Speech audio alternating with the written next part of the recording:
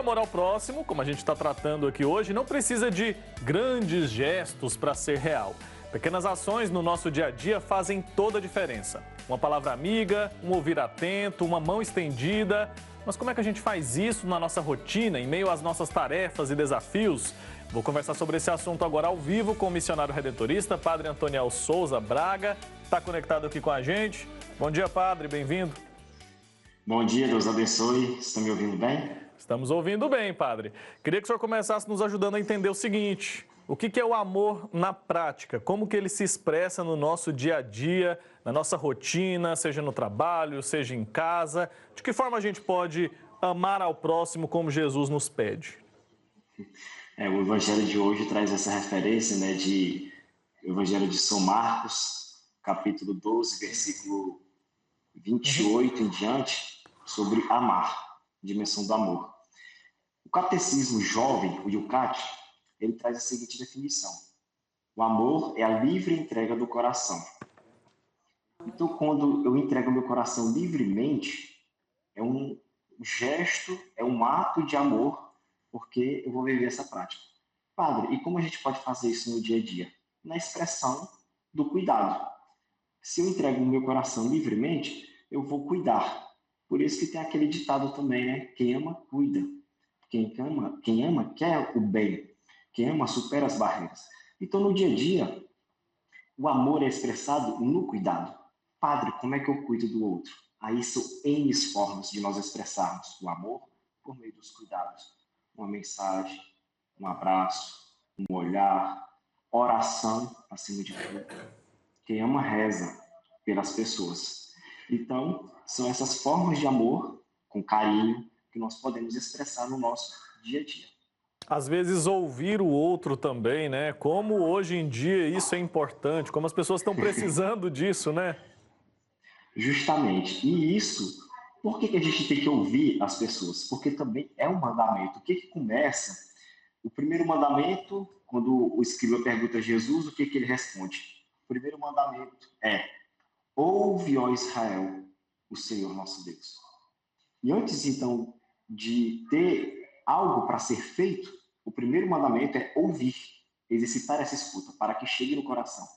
Então, se nós devemos ouvir a voz de Deus para nos conduzir, com certeza, a gente deve ouvir os nossos irmãos e irmãs. Ouvir a voz de Deus e ouvir os irmãos. Exercitar essa escuta. Essa, com certeza, é a expressão também do amor. Ouvir.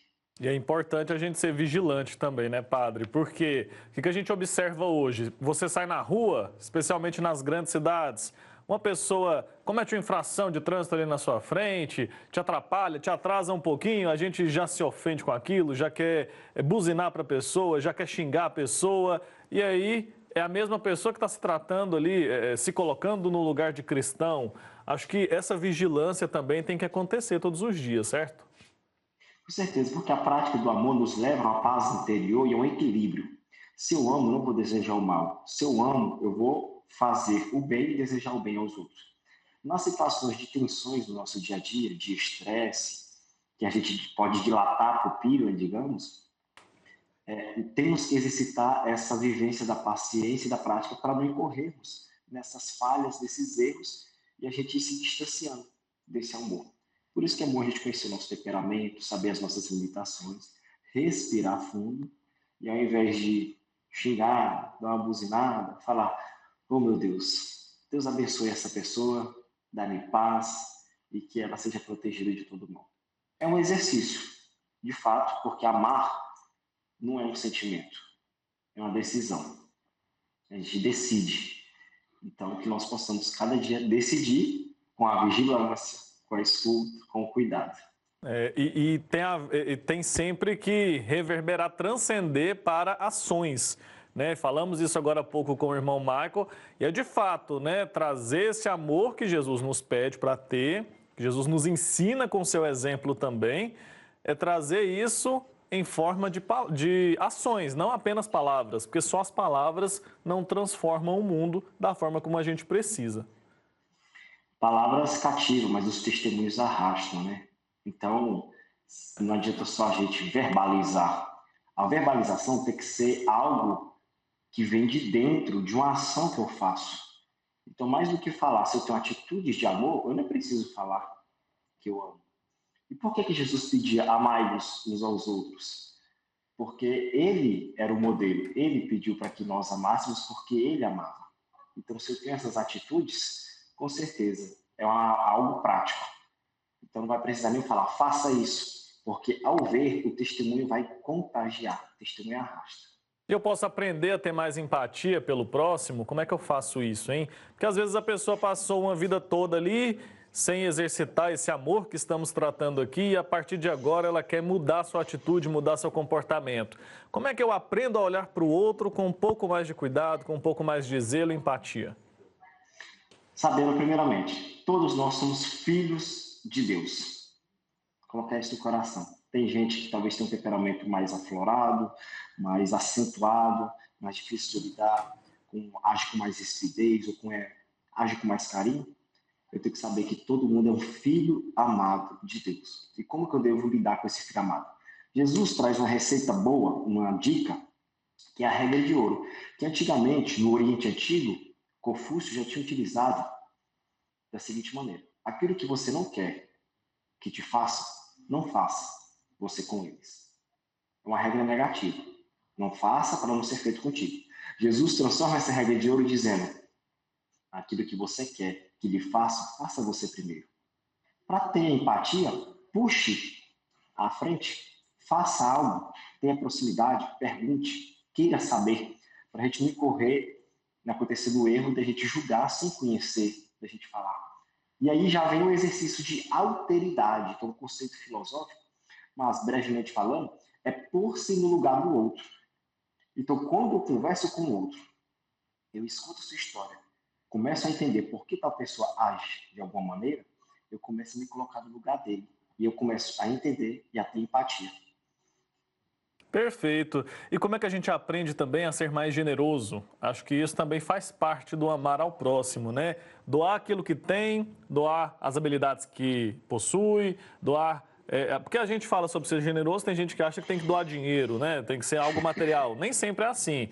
Às vezes, a gente doar nosso tempo já é suficiente para ajudar alguém para ser mais generoso. Como é que eu consigo incorporar isso na minha vida de forma prática? Tem um ditado também que diz, né? Um ato de misericórdia gera uma onda sem fim que pode retornar para você. O que isso quer dizer? Que um ato de amor reverbera gerações que às vezes a gente não tem nem dimensão de onde isso pode chegar. E essa generosidade é o quê? É um coração transbordante. Um coração inflado por amor de Deus, cheio de amor de Deus, tirado do nosso ego. Sempre vai estar disposto a ir, a fazer. Jesus nos ensina. Ele pedia para amar porque ele era o modelo e ele fazia ações amorosas, atos de amor, de cuidado, de carinho, de zelo. Então, para eu ser generoso, é eu vivendo essa prática do amor. Então, é uma das coisas também que vai demonstrar o amor que eu tenho, se eu sou generoso, se eu sou caritativo. Inclusive, uma das obras de misericórdia, né, espiritual, é corrigir quem está no erro, orientar quem não tem, dar instrução para quem não tem. É um cuidado que a gente tem que ter com o outro. O dom não é para eu enterrar. O dom que Deus me dá não é para ficar comigo mesmo. Ele tem um sentido altruísta. Sempre tem que ser com o outro. Então, se eu sou generoso, eu estou partilhando o dom que Deus me deu. Eu estou amando.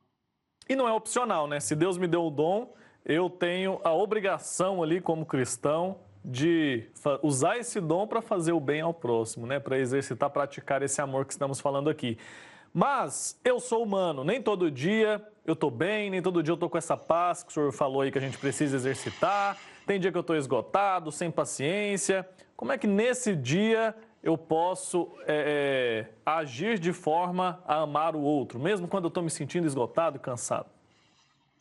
Olha, nós devemos respeitar os nossos limites. Se, como disse, né, uma expressão bem popular, eu não estou numa veia boa naquele dia, um pouco estressado por alguma situação, eu posso me abster também de estar próximo a essas pessoas momentaneamente, para que eu me equilibre e não venha ter uma palavra de rispidez ou alguma palavra agressiva ou alguma situação mais constrangedora.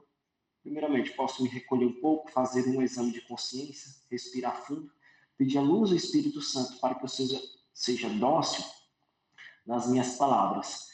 é na moderação dos nossos temperamentos que a gente vai conseguir também saber lidar com as nossas nuances do dia a dia na relação com o outro, para não causar um estresse generalizado e ter uma situação de pecado ou desagradável. Até porque o outro também não tem muita culpa, né? O outro não tem culpa Justamente. dos meus problemas aqui. E como que a gente ensina as crianças a terem mais empatia? Tem como a gente fazer isso? Sim, conhecendo a vida do colega. As crianças podem muito bem saber a história do outro, por que que o outro é assim, como é que foi a criação, entender quais são os gostos da outra pessoa, para que juntos elas possam entender e ir crescendo juntas. E, claro, tudo isso que nós estamos falando, através da oração, a gente consegue, né, dar passos significativos. Santo Afonso ensina muito a gente isso. Em tudo que for fazer, seja para fugir do pecado, seja para a gente amar mais a Deus, para a gente fazer o bem, a oração é o meio necessário para nós alcançarmos a salvação que vem de Deus. Consequentemente, a empatia, né, a sintonia, a proximidade, porque a oração molda o meu coração para eu abri-lo para conhecer a realidade do outro. Senão eu vou ficar com ele fechado. Então, conhecer o outro, colocar-se no lugar do outro, né? E por meio da oração. Ela Muito quebranta bem. os corações. Perfeito. Padre Antoniel, muito obrigado, viu? Pelo tempo, já está convidado a retornar aqui ao nosso Santo Café. Deus abençoe. Obrigado pelo convite, Wilker. Para vocês todos do Santo Café, um abraço. Um abraço.